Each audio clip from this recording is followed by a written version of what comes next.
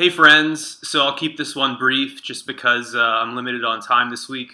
I'm in California right now taking some meetings for the network that we're launching. I'm very grateful to be helping out with the launch of a new television network. I'll keep you guys posted. The website is fulcrum.news, as I've mentioned before. Please feel free to bookmark that website just so that when we do launch, you'll have it already in your bookmarks.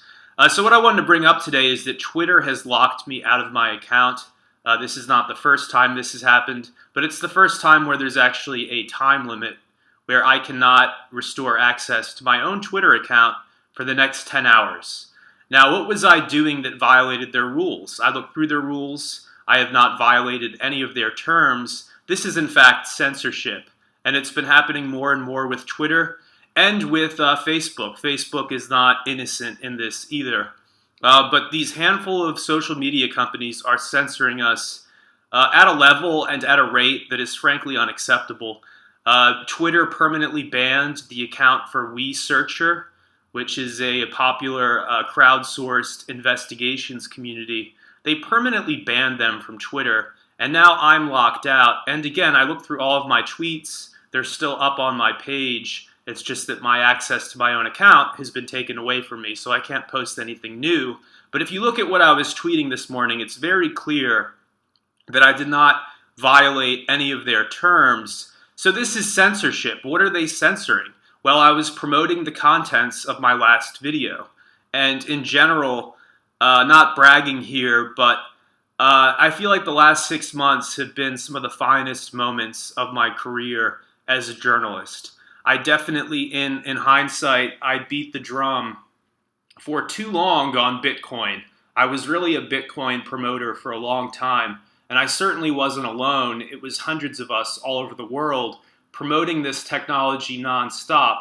I probably promoted it for too long.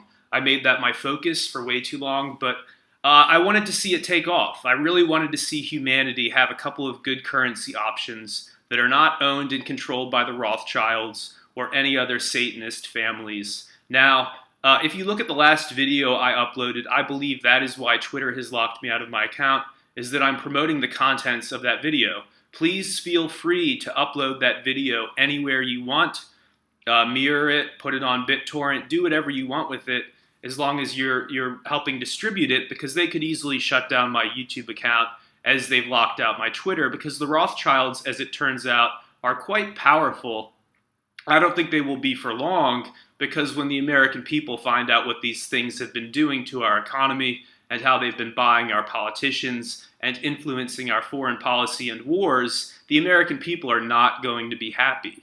Not one bit. But that's what's happening with my Twitter account. I could be upset and angry because sure, it's threatening as a journalist who makes my career from having a platform for a company to take away my right as a journalist to express what I'm researching and what I'm covering to my own audience, to the people following me. That's pretty insane. I could be upset, but I'm not upset because for one thing, as I said, I'm in California. I happen to be in paradise today as we build out this TV network. Check this out.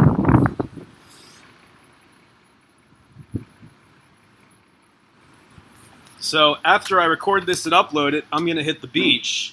And Twitter executives, Jack Dorsey, you know you're on the wrong side of history. It was a terrible move to ban WeSearcher, that investigations community. It's a terrible move to lock me out of my account when I've done nothing wrong.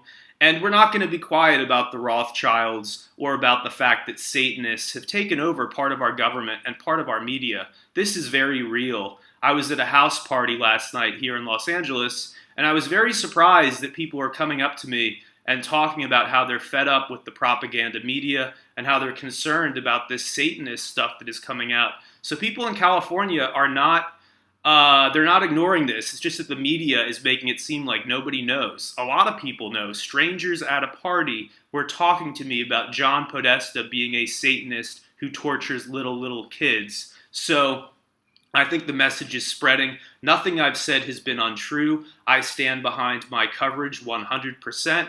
And as I said, the last 6 months have been some of the finest moments of my career as a journalist, and I'm quite proud.